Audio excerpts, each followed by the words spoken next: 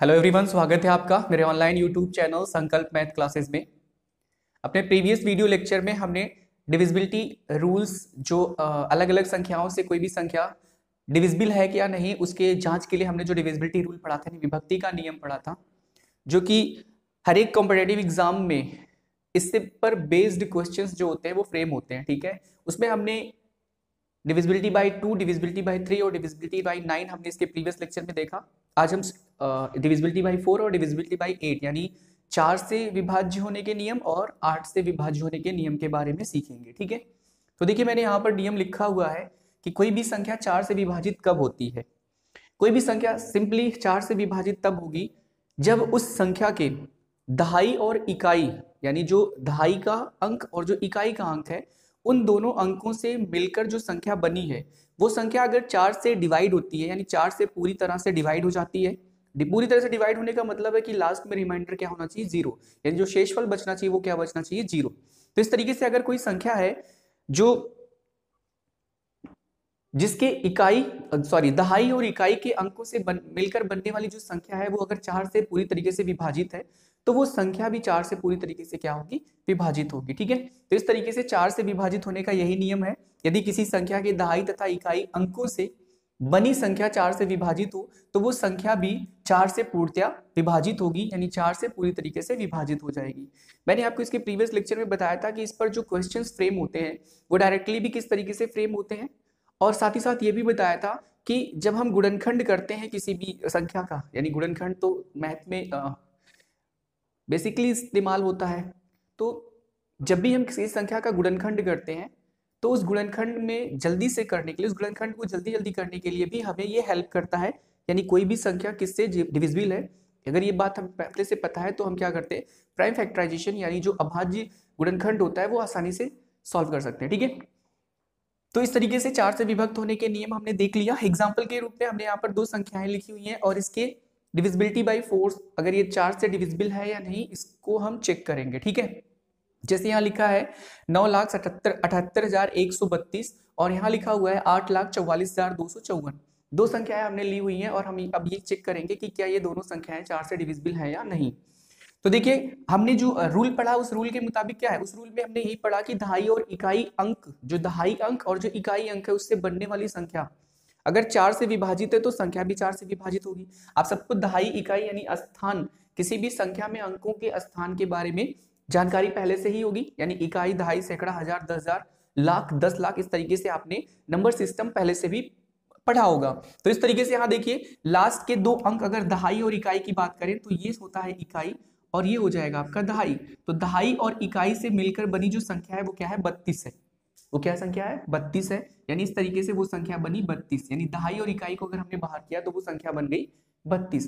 अब हम ये देखेंगे कि 32 4 से डिविजिबल है कि नहीं, तो 4 से डिविजिबल का मतलब 4 से भाग देना होगा। तो आप सबको पता है 4 अट्ठे होता है 32, तो इस तरीके से आपका ये कैंसिल हो गया, रिमाइंडर 0 हो गया। इसका मतलब 32 4 से पूरी तरह से क्या है, विभाजित। और अगर 4 से 32 पूरी तरह विभाजित है तो हम कह सकते हैं कि 9,78,132 भी 4 से पूरी तरह क्या होगा, विभाजित होगा। आई होप आपको चीजें समझ में आ रही हैं। इस तरीके से हम देखेंगे लास्ट यहाँ जो सेकंड एग्जांपल हमने लिया है 8,44,254, इसमें देखिए लास्ट इकाई और दहाई, ये इकाई है और ये क्या है, दहाई है। अब इकाई और दहाई से मिलकर बनी संख्या क्या है, 54 यानी 54। और अगर हम 54 को 4 से डिवाइड करें, 4 से भाग करें, क्योंकि बाय रूल हमने यही पढ़ा है कि दहाई और इकाई अंकों से मिलकर बनने वाली संख्या जो है वो 4 से पूरी तरीके से विभाजित होगी, तो संख्या भी पूर्णतया 4 से विभाजित होगी। ठीक है, अब यहाँ पर 4 से अगर हम इसे भाग करें तो 4 एक कम होता है 4, यहाँ बचा 1, फिर 14, फिर 4 3 हो गया 12। इस तरीके से 4 में से 2 जाएगा 2 और 2 हो गया 4 से छोटा। जब भी यहाँ पर गिनती जो नीचे लिखी हुई होती है, अगर वो यहाँ पर जो जिसे हम भाजक बोलते हैं, अगर यहाँ पर जो संख्या लिखी हुई होती है उससे अगर छोटा हो जाए तो उसे हम रिमाइंडर यानी शेषफल बोलते हैं। ठीक है, तो इस तरीके से हमने देखा कि शेषफल 2 आ गया। अब अगर शेषफल 2 आ गया तो हम बोल सकते हैं कि 54 जो है वो डिविजिबल नहीं है, किससे, 4 से, यानी 54 जो है वो 4 से विभाजित नहीं है। तो अगर 4 से विभाजित नहीं है तो फिर ये पूरी संख्या भी 4 से विभाजित नहीं होगी। ठीक है, अब हम 8 से विभाजित होने के नियम पढ़ेंगे। 8 से क्यों, 5, 4 के बाद 5, 6, 7, तो इस तरीके से हम इसलिए पढ़ रहे हैं 8 से विभाजित होने के, यानी हमने देखा था कि प्रीवियस लेक्चर में 3 और 9 से हमने पढ़ा, क्योंकि 3 और 9 से विभाजित होने का जो नियम है वो कुछ कुछ एक जैसा है, वैसे ही 4 और 8 से विभाजित होने का नियम भी कुछ कुछ एक जैसा ही होगा। बस अंतर यहाँ पर यह है कि 4 से विभाजित होने के नियम में दहाई और इकाई अंक से बनी हुई संख्या पर हमें ध्यान केंद्रित करना होगा, और 8 से विभक्त होने के नियम में सैकड़ा, दहाई और इकाई इन 3 स्थानों पर जो अंक लिखे होंगे उनसे बनी संख्या पर ध्यान केंद्रित करना होगा। एक बार रूल पढ़ लेते हैं। यदि किसी संख्या के सैकड़ा, दहाई तथा इकाई अंकों से बनी संख्या 8 से विभाजित हो तो संख्या भी 8 से विभाजित होगी। यानी किसी भी संख्या में सैकड़ा, दहाई और इकाई से मिलकर जो संख्या बने, इन स्थानों पर जो अंक लिखे हैं उन अंकों से मिलकर जो संख्या बने, वो संख्या अगर 8 से डिवाइड हो जाए पूरी तरह से, तो हम बोल सकते हैं कि वो पूरी संख्या भी क्या होगी, 8 से विभाजित होगी। ठीक है, तो देखिए यहां पर हमने एग्जाम्पल के फॉर्म में लिखा है 6, 7, 9, 5, 4, 1, 6। ठीक है, 67,95,416। तो इस तरीके से जो संख्या यहां लिखी गई है, इनका इकाई, दहाई और सैकड़ा, इस तरीके से ये 3 स्थानों से संख्या अगर हम निकालें, यहां से 3 स्थानों के अंक को निकालें तो वो 416 हुआ। क्या हो गया, 416। देखिए यहाँ पे 4 सैकड़े का अंक है और 1 जो है वो दहाई के स्थान का अंक है, 6 इकाई के स्थान का अंक है। तो इस तरीके से 416 हमें मिला। अब अगर हम 416 को डिवाइड करें किससे, 8 से करना होगा, क्योंकि बाय रूल यही लिखा गया है कि जो संख्या बनेगी, दहाई, सैकड़ा, दहाई तथा इकाई के अंकों को मिलाकर जो संख्या बनेगी वो संख्या 8 से पूरी तरह विभाजित होनी चाहिए। ठीक है, तो इस तरीके से 8 से विभाजित करने के लिए अगर हम यहाँ पर देखें तो 8 पंजे हो गया 40, 1 बचा, ये कैंसिल हो गया, 6 यहाँ आएगा और 8 दूनी होता है 16। तो इस तरीके से हमने देखा कि 416 जो है वो 8 से पूरी तरह विभाजित है, क्योंकि शेषफल कितना आ गया, 0। तो हम बोल सकते हैं कि ये जो संख्या लिखी गई है 67,95,416, वो 8 से पूरी तरह से क्या होगी, विभाजित होगी। ठीक है, आई होप आपको चीजें समझ में आ रही हैं। फिर हम क्या करते हैं, एक और संख्या हमने लिखा है 8,44,254, सेम यही संख्या है। हम चेक करते हैं कि क्या ये संख्या 8 से विभाजित होगी। तो यहां पर भी इकाई, दहाई और सैकड़ा, इन 3 अंकों से मिलाकर जो संख्या बनेगी वो बनेगी 254। हम चेक करते हैं कि क्या 254 8 से पूरी तरह विभाजित है या नहीं।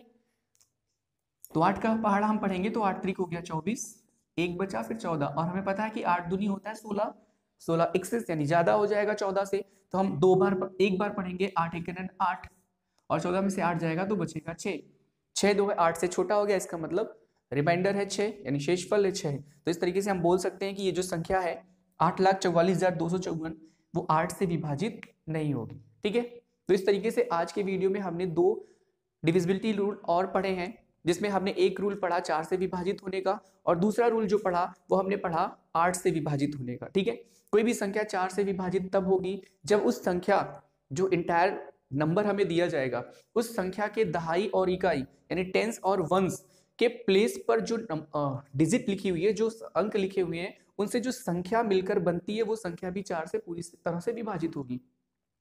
और इसी तरीके से कोई भी संख्या 8 से विभाजित तब होगी जब उस संख्या के सैकड़ा, दहाई और इकाई यानी 100, टेंस और वंस पर जो डिजिट है, उससे जो नंबर फॉर्म होगा वो 8 से अगर डिविजिबल यानी 8 से विभाजित है तो वो संख्या भी 8 से क्या होगी, पूरी तरह से विभाजित होगी। आई होप आपको 4 और 8 से डिविजिबिलिटी रूल समझ में आ गया होगा। इस पर बेस्ड क्वेश्चंस किस तरीके से होते हैं प्रीवियस लेक्चर में हमने पढ़ा, और भी कुछ क्वेश्चंस हमारे पास हैं जिसको हम धीरे धीरे ही करके वीडियोस में लाएंगे और हम सीखते जाएंगे। ठीक है, तो इस तरीके से 4 से विभक्त होने के नियम, 8 से विभक्त होने के नियम हमने इस वीडियो लेक्चर में देखा। इसके पहले हमने 3 से, 2 से और 9 से विभक्ति के नियम हमने देखा, और कुछ क्वेश्चंस की प्रैक्टिस भी हमने की थी। अगर आपने वो वीडियो लेक्चर नहीं देखा है तो सबसे पहले आप उसे देखिए। अपने आगे के वीडियो लेक्चर्स में इसी तरीके से डिविजिबिलिटी रूल और भी बताए जाएंगे। ठीक है, वीडियो शॉर्ट ही रहेगी ताकि आपको देखने में कोई प्रॉब्लम ना हो। अब अगर ये वीडियो आपको अच्छी लगती है तो इस वीडियो को लाइक, शेयर और सब्सक्राइब जरूर कर दीजिएगा। ठीक है, मिलते हैं अपने नेक्स्ट वीडियो में, तब तक के लिए धन्यवाद।